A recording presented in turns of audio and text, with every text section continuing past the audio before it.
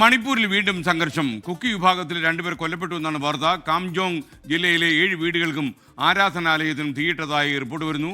വിനീത വിജി തത്സമയം ഡൽഹിയിൽ നിന്ന് ചേരുകയാണ്. വിനീത, മണിപ്പൂർ വീണ്ടും കലാപത്തിലേക്ക് നീങ്ങുകയാണോ? എന്താണ് ലേറ്റസ്റ്റ് ആയ വിവരം?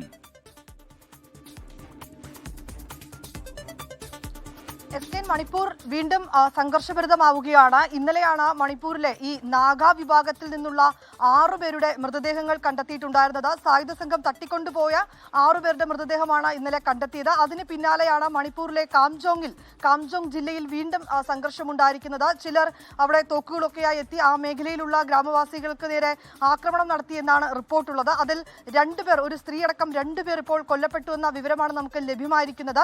ഈ കൊല്ലപ്പെട്ടതിൽ ഒരു സ്ത്രീ ഉണ്ട് എന്നാണ് അറിയാൻ കഴിയുന്നത്. ഒപ്പം തന്നെ ഈ കാംജോങ് മേഖലയിലെ ആ ജില്ലയിലെ 7ഓളം വീടുകൾക്ക് തീയിടുകയും അവിടുത്തെ ആരാധനാലയത്തിന് നേരെ ആക്രമണം നടത്തുകയും ചെയ്തിട്ടുണ്ട്. അവിടെയും തീയിട്ടു എന്നാണ് അറിയാൻ കഴിയുന്നത്. ഈ ആരാധനാലയത്തിനുള്ളിൽ കയറി അവിടെ ഉണ്ടായിരുന്ന സാധനങ്ങളെല്ലാം ഈ അക്രമകാരികൾ നശിപ്പിച്ചു എന്നും അറിയാൻ കഴിയുന്നുണ്ട്. ഈ ആക്രമണം നടത്തിയത് ഈ കുക്കി വിഭാഗത്തിലുള്ള 2 പേരാണ് മരിച്ചത്. അതുകൊണ്ട് തന്നെ ഈ ആക്രമണം നടത്തിയത് നാഗ വിഭാഗങ്ങളെന്നാണ് കുക്കി സംഘടനകൾ ആരോപിക്കുന്നത്.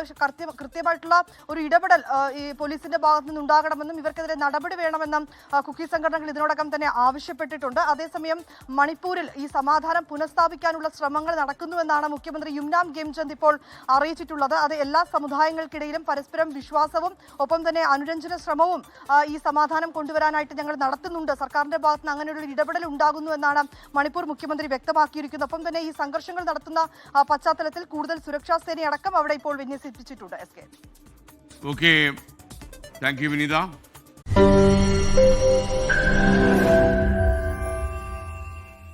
ലോകത്തെവിടെയായാലും ഏത് സമയത്തും 24 വാർത്തകളും ഓഗ്മെന്റഡ് റിയാലിറ്റി പാക്കേജുകളും എക്സ്പ്ലെയിനറുകളും വിശദമായി കാണാൻ ഞങ്ങളുടെ യൂട്യൂബ് ചാനൽ നിങ്ങൾക്ക് സബ്സ്ക്രൈബ് ചെയ്യാം.